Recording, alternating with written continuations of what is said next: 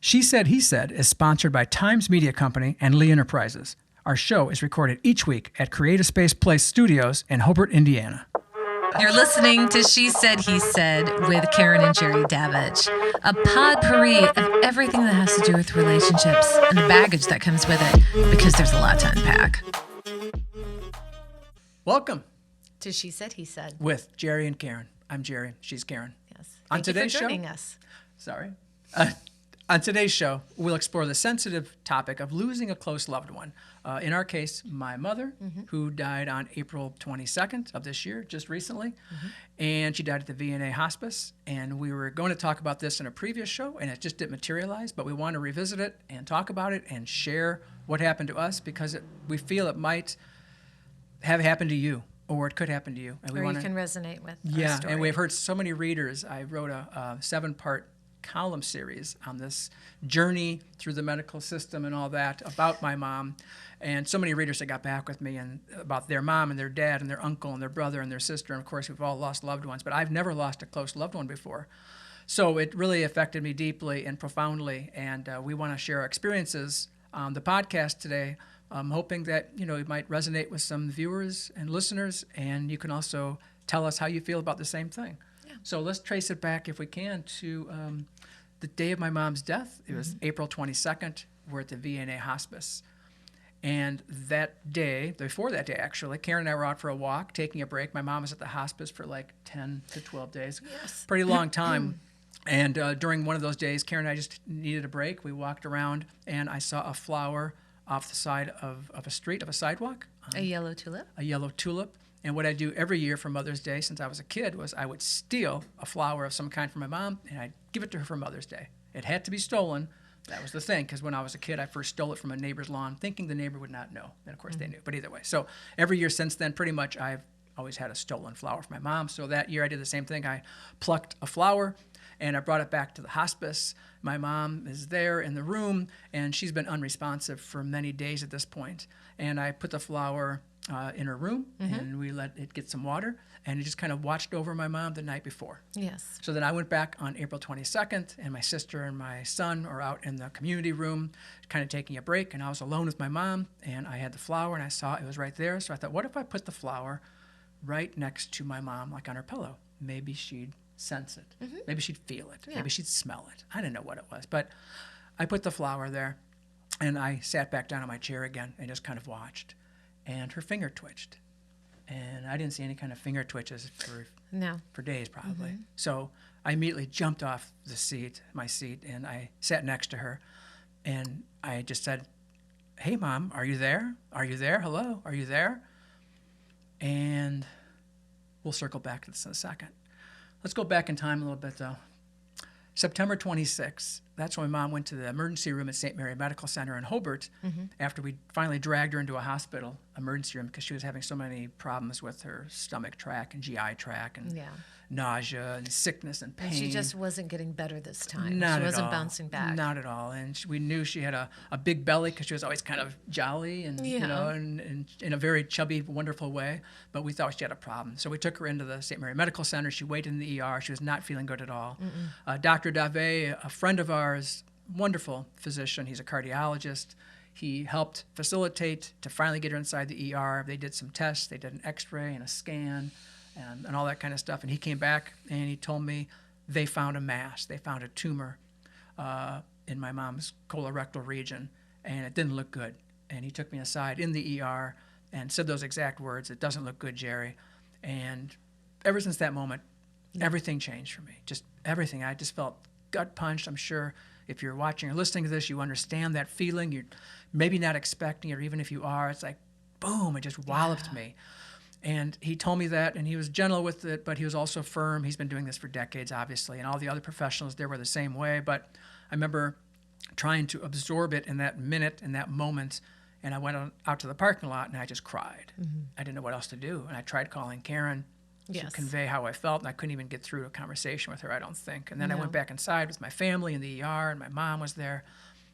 And then the ordeal began. Yes. From that moment on, I started recording every possible interaction with any healthcare professional, any doc. I have so many that my storage ran out, and I had to delete some to get more storage. I have hundreds of recordings. I thought I'd need them for my mom's journey to cure her, to help her, and to make sure if somebody told us something, I kind of hold them accountable or go back and revisit it. Plus, I wrote about everything we did for the most part, and I wanted to have documentation of everything I wrote about. So everything's recorded. And I don't have what it takes to listen to some of these recordings of my mom's voice right now or other things, maybe in the future. But so we recorded everything from that moment on, September 26th on. Yes. So my mom made the big decision, which we did not expect, to get chemo treatment. We didn't think she was going to do that, if you recall. No. She wasn't a big fan of modern medicine, No, so she to was speak. very holistic. She was, yeah. She had her own alternate ways of healing and dealing with things. Yes. And it worked out fine for her. She was 82 years old. Yep. If I could live to 82, I mean, that's amazing. I'll take that in a heartbeat, right?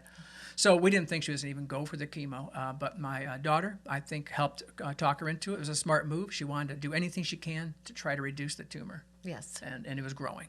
And it was big. And it was wrapped around different organs at the time.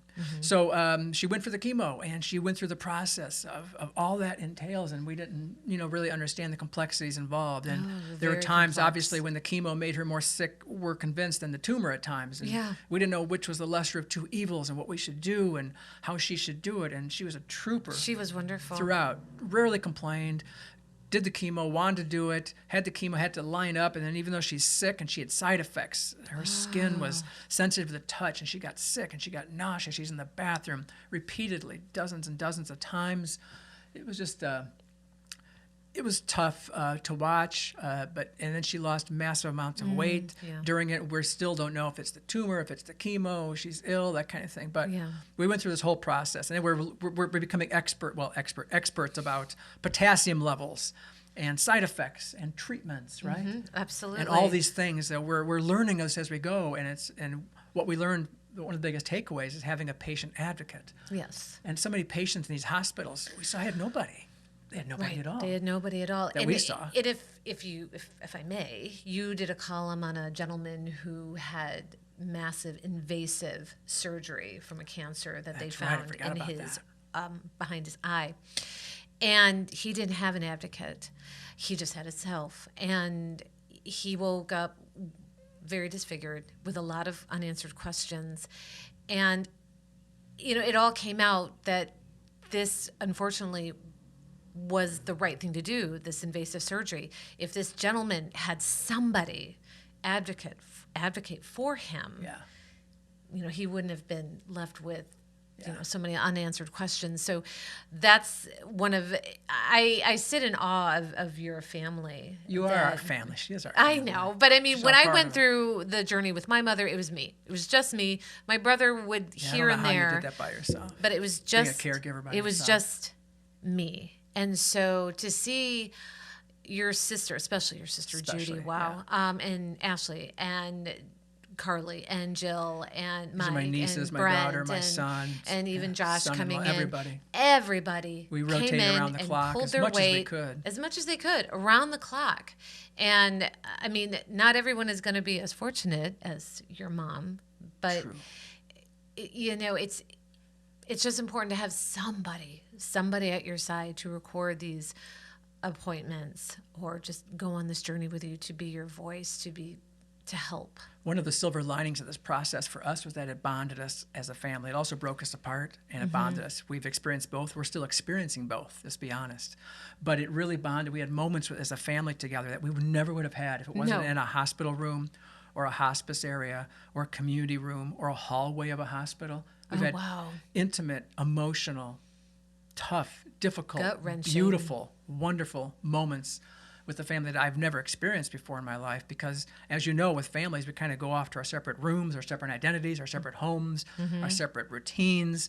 But when you're not forced but compelled to be in a certain moment at a certain time and space, it makes it very powerful. And we experienced that as well. So that's another takeaway we want to share with our podcast viewers or listeners, is that there are these takeaways that you should extract from these experiences. Yeah. And we did not expect it, of course. No. And we thank my mom for it every time, because she made this happen. She did. In many ways, we are convinced she knew kind of what she was doing by making some of these choices. Exactly. And as my son said, she was playing chess, we were playing checkers. I mean, she knew what she was doing, and she got us into the same rooms And there's been some estranged relationships with the family, and she got us back together from these estranged relationships to be close and tight again. And I'm convinced, even though she was not there consciously in a way for many of these moments in the hospital room, she was like gone, she was off somewhere else in existence.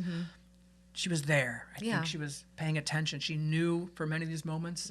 She saw us laugh. She saw us cry. She saw us fight. She saw us mourn. She saw us hug. She saw everything. She said we waved goodbye. She saw that. We came in. And even one time, even during the hospice situation, my niece Carly was leaving, and we said, okay, Carly's going to go now, Mom. And my mom's hand literally went up. Just literally went up and just a went quick up, wave. and then right back down again. It was powerful to watch. And as you may know, I'm a doubtful believer at best. You know, I'm agnostic for decades, but so many things happened along this journey we want to share with you that really got my attention for sure, that we did not expect. My mom did. Not only did she expect it, she probably created it. She did. In some form or fashion. One of the coincidences or God wink or whatever you want to strange things that happened was when she got transported from the hospital, St. Mary, to the hospice, which was a big enough deal and a family dynamic as it was. It was very emotional. But when she got there, there's a certain room at the VNA Hospice in Valparaiso, and it was called Owen's room. It was dedicated, right? It was dedicated from a family member. And a lot of what we learned, as a side note of the VNA, which is the most amazing place, the VNA Hospice, a lot of it is all donations and how they run is through donations. So this particular room was donated by a certain family, and they called it the Owen Room. And it was very special to our family because when we walked in, we noticed Owen Room, of course, and that is the name for the unborn child for my niece, Carly and Brent. They named their child Owen, and Carly got so emotional when we all got emotional. We all did. We saw that. We saw my mom go into this room. Of all the rooms. She could go to, or anywhere in the whole region where she could have been. She went into this room, named for the child that's going to be born. Yes. Getting emotional. Yeah. Soon. And one of another thing that we thought was very interesting, and now Nana, she was with us for about a good 10 to 11 days in hospice. It was a lot longer than we expected. Yeah. But then we realized in hindsight she had unfinished business. And one of the unfinished business that she wanted was where she wanted to be buried. And it's a very kind of quirky story that back in 87, when your father my dad died on Christmas Eve, 1987. And he's buried at Calumet Park Cemetery in Maryville. And there was an extra plot next to him. For his wife. Nancy, and my Nancy, mom. yes. Yeah. So when it came time to, look at burial situations, one of the managers of Calumet Park, oh, it's perfect. The plot's right here. Yep. It's been paid for. Everything's fine. It's all done, ready to go. But then Judy knew. She knew. Nana doesn't want to be buried there. She spent her earthly being with Joe Davich, and I think that was enough for Nana. If you ever listen to past podcasts, you'll listen to how legendary Jerry's dad was. But she knew that Nana wanted to be buried by her grandmother and her aunt. Which would be my Granny Steen and her Aunt Louise, who kind of raised her when she was younger. And was always very good to years. her. They were so sweet to her. And there happened to be a plot next to them. But there were strings attached. And it was a lot complex. of strings attached. And the cemetery told us, don't even try it. Don't even try it. It's a cluster. Don't even try. Yeah, just have her go next to her husband. It's already been paid for. It's fine. It's right here. There's other plots. No. Don't do it at all. It needs a lot of red tape to get through. A lot of red tape. But Judy knew. She dug in her heels. She goes, I think this is what Nana really wants, so let's go through the red tape. And so we had to get approvals and sign-offs and contact the cemetery. Notaries. And double-check things and everything goodness. else. And finally, it happened. Done. It got done. It did. It got happened exactly what Nana wanted. And my mom did not go anywhere, so to speak, while she was in hospice until this was done. When it was approved. There were several things that kind of had to get done, we think, and she waited. She waited. If that makes sense, until they got done. Until she was good to go. When we went through our journey through the hospice care, the nurses who really are saints, by the way, they were giving us these little booklets of kind of what to expect while your your loved one is in hospice. You can see signs. And one of them is maybe your loved one has like we said, unfinished business on earth. And we believe that's why Nana was with us for so long. It sounds hokey pokey until you experience it. Exactly. Until I experience it. Because I'm right. the biggest skeptic you'll ever meet, probably, and cynic and skeptic both. But I was really touched by these small little gestures that took place, these occurrences, these coincidences. These signs, whatever it might be. Another little sign was involving my sister's taxes.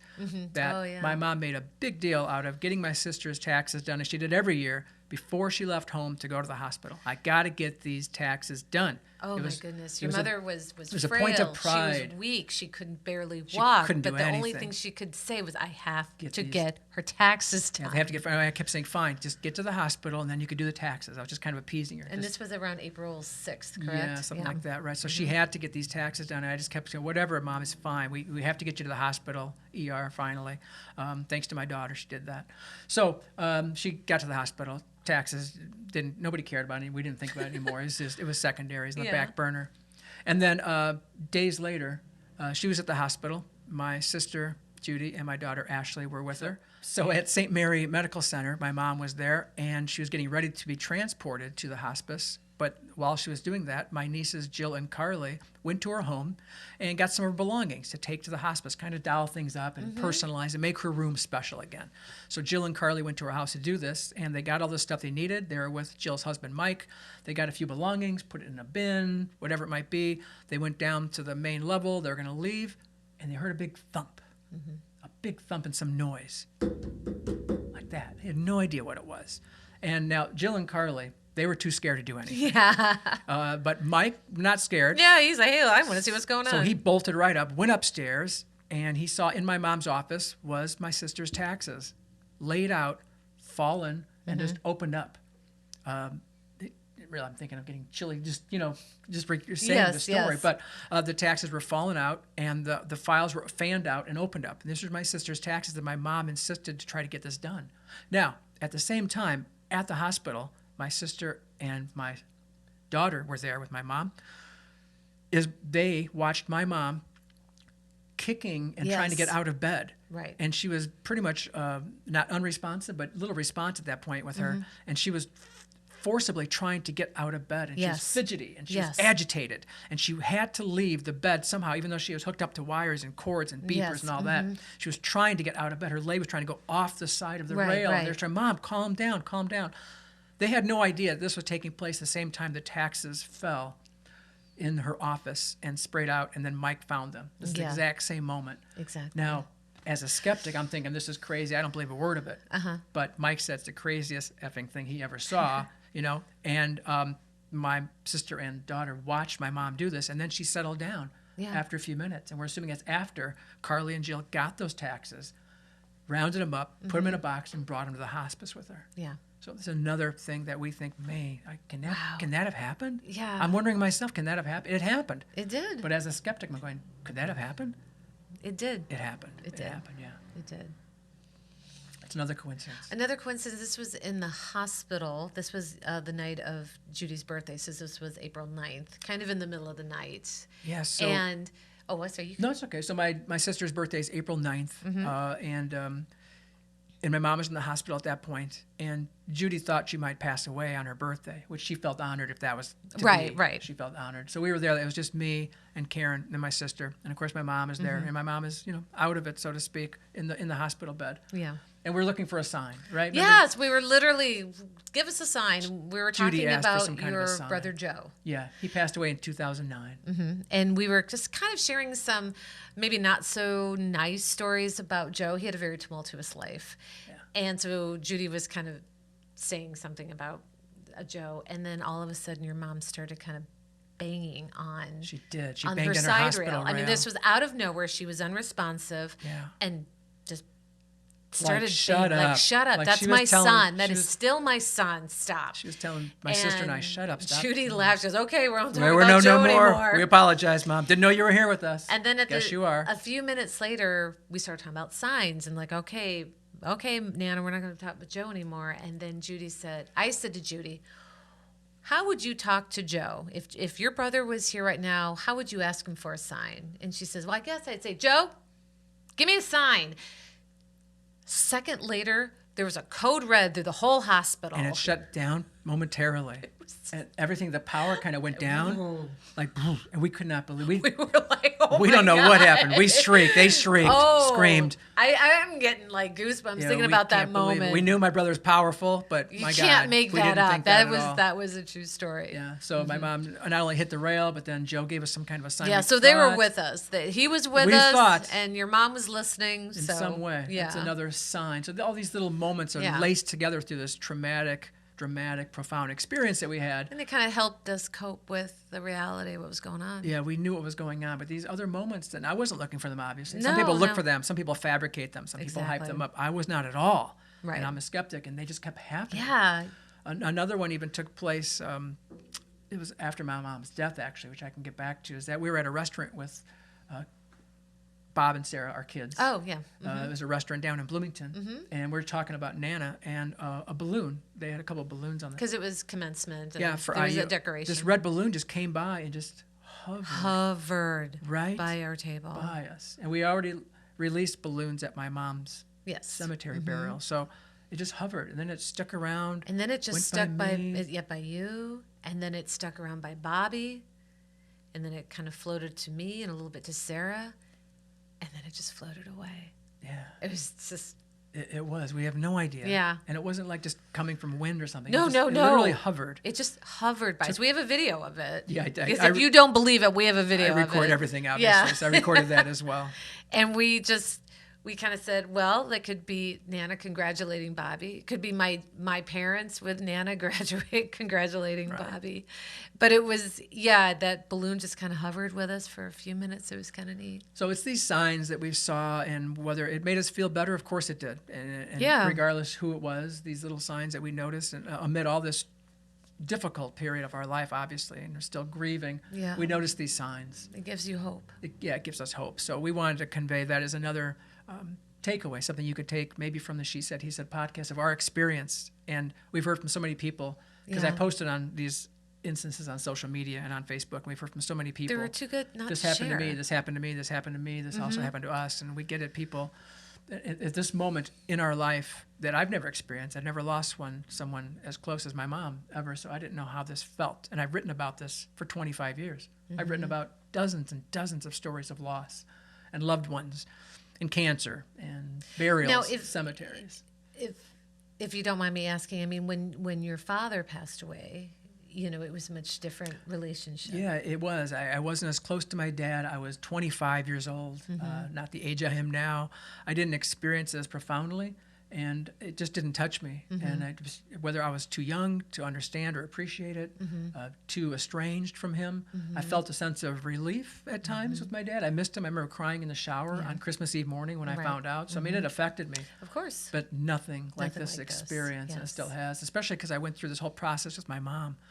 We all did, like every day for months, whether it was the chemo and the clinics and stopping at her house and watching Oscars with her at night, right? Or popping in and just checking on her and bringing her. I brought her all the stuff she should not have eaten probably. I'm a horrible... It made her happy. It made her super happy. Yeah, whether it's a strawberry shake from Dairy Queen or some Or Long John Silver's. Oh, my God, yeah. That's good for colorectal cancer. Have some Long Johns. Well, it made her feel good in the moment. It certainly did. So all these things, we were just together with her in the moment, all these moments, and whether it was the hospital and then the hospice, and then it all comes up to this April 22nd that I was talking about earlier in the show, is that the day she died, we didn't know, and we were waiting for signs or clues from the nurses or from something else or from herself. We did not know. And I had that flower, and I put the yellow tulip on her pillow, and then I sat down like I told you, and then her finger twitched immediately, and we didn't see any finger twitches, no movements from her of any kind, really. She just slept, and that was all she was doing for many days. So I jumped up, and I got next to her bedside, and I looked at her face, and I was really close to her, just inches away, and I said, "Mom, are you there? Hello? Hello, are you there?" What I didn't realize is that she was not saying hello to me. She was saying goodbye. She was saying goodbye. Yeah. And I didn't know that. I thought she was coming back just to say, "I saw your flower. I acknowledge this." And then she, her eyes looked at me and kind of opened up a bit, and then her mouth opened a bit, and then it closed, and then her eyes closed, and then she took her last breath. And how wonderful it was I that said you goodbye. were there. How wonderful it was that you were there. Yeah, people say it's a gift that I was there with her in a room, and Yeah. I'm still unwrapping this gift because I'm still processing it, obviously. So, Yeah. yes, it was a gift, and nobody just happened to be there. I just happened to be there. I don't know if it was timing, if she would have passed away at that moment anyway, if the flower, if it was me, if it was, maybe she didn't want to be with certain people. Like, do not do this in front of maybe her nieces or her granddaughter or her grandson. So it was me, and I was the one. Well, she always said that you were the glue of this family, and she knew that And I picked up the pieces, she you said. picked up the pieces and that you were the one that could handle this and share the news with everybody. So she took her last breath, and I stared into her empty eyes now, and I kissed her forehead twice. Yeah. Because that's what she did with my brother when he died Yeah. in the emergency room at a hospital. She kissed his forehead twice. Yeah. So I did the same thing. Then I called in my son, my sister, and we came and we said goodbye to her. She passed away at 12:06 p.m., which was reflecting her birth date of 12/6. Yeah. December 6th. We noticed that. And then she was buried with the yellow tulip that I gave her for Mother's Day. So Yeah. that's her Mother's Day for every future Mother's Day, I hope. I will be. Yeah. Yeah. So this is a story. She was very, very loved. Yeah, she was. Yeah. So, thanks for listening. And I'm sure everyone has the same story of their loved one. But, your mom was very, very, very special. And everybody knew it, from the clinics to the hospital to the hospice. Miss Nancy was very special, and she could tell by how none of us left her side, Yeah, ever. we did not. She was never alone. Yeah. And I mean, We slept overnight. We Everybody did. took turns at the mean- hospice, making sure we're always with her no matter what. how many people can say that? Yeah, I mean, I can't. Not if either one of my parents, but she was never alone. No. That's just a reflection of this absolutely beautiful person. And I'm just so glad that she was not alone when she passed away. No. Because it could have been somebody's in the bathroom or somebody's outside in a community room or whatever. Or Yeah, doing and something you else. know what? And I if just that happened to happened, be maybe there. that's the way that she would have wanted. But I think in Nana's way, she wanted it to be you. I hope so. Oh, I know so. Oh, that's my Yeah. gift. All right. So before we finish this episode, we want to share some takeaways with listeners and viewers of what we learned and maybe what you could learn as well through such a painful experience. First off, we mentioned earlier patient advocacy. Yes. To be there, just to have somebody with you to record things, to ask questions on your behalf. It's so important. So many Very, people very we noticed important. did not have anything like that. No. And if you could pull it off with your family member, it's so important Please just do. to be there, because the doctors, the nurses, the staff, the aides, they recognize it, they see it, and they treat the patient better, I'm convinced. I think so, Maybe I'm too. wrong, but I'm convinced Oh, they I do. think so, too. It's just human nature.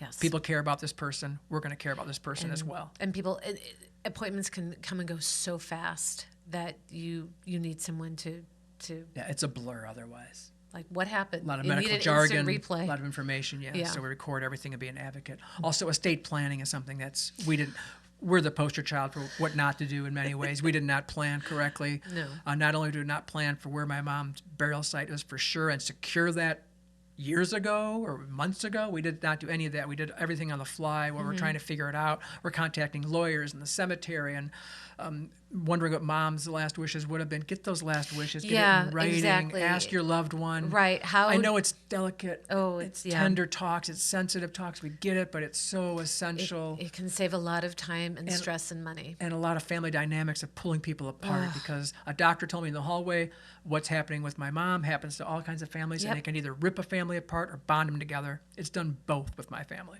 and we're trying to help others not to experience that. So Yeah. estate planning sounds like a big fancy term, but essentially just get affairs in order of what Yes. your mom, your dad, your uncle, your loved one, your wife, your spouse, what do they really want? Just ask Exactly. them what they really want. Yep. If you want to get it in writing, even better, so you can show other people, this is what dad wanted, this is what mom wanted, Right. this is what my wife wanted, that kind of thing. Exactly. And the same thing goes with end-of-life care. Like, what do you really want? Our family was not in agreement with what my mom would have wanted near the end of her life. Did she want to keep being probed and tested and prodded, and wires and cords and beepers and test and do this and do that, and medical personnel around her all the time. We did not know. She never lived her life that way, so we were assuming she did not want to live the end of her life that way. I don't think so. But we didn't know, and we didn't have that conversation really verbatim and talking about it and putting it in writing. Like, what do you really want, Mom? What do you really want? Exactly. It would just give us so much peace of mind at this point to know what you would have wanted, to what your loved one would want. Exactly. Just ask them, what do you really want? And if you're on machines and you're hooked up in a hospital, do you want this to go on for weeks? Is that okay with you? What if you're out of it and you can't even respond? How long do you want? You want to the bitter end? You want to stay in a hospital and die in a hospital at any means necessary? Yeah. Whether it's dialysis, feeding tubes, whatever. Any machines. Do you want that, or do you really not want that? Do you just want to die with dignity around your family in peace? Or at home, or at a hospice?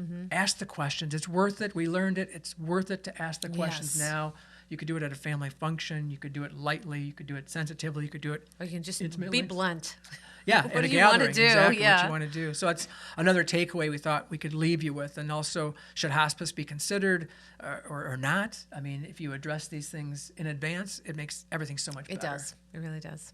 And also, do you want to be with your loved one? And how do you want to be with your loved one in their end of days, end of their life? Do you want to experience that? Do you not want to experience? Who do you want to experience that with?